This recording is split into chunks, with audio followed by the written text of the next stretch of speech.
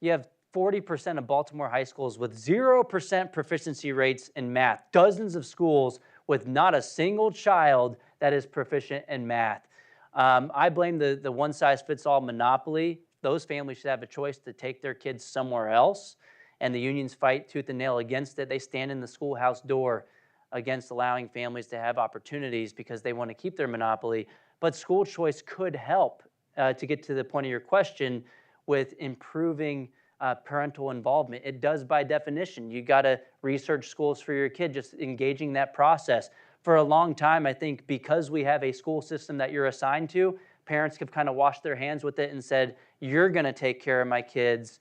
And they kind of relegate that responsibility to the government. I think that's one of the unintended consequences, or maybe intended if you look back at some of the founders of public education.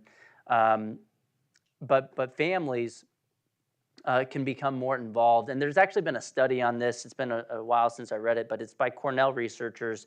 In 2018, they published a study finding that as school choice has expanded, online search activity, which is not a perfect proxy for parental involvement, but the search activity for different schooling options exploded in those areas, which just gives some evidence to the idea that once you have choice, well, then you have an incentive to actually become involved. I mean, for a lot of parents, if they don't have the means to choose something else, it might just be depressing to think about all these other opportunities that are so much better that they just can't access.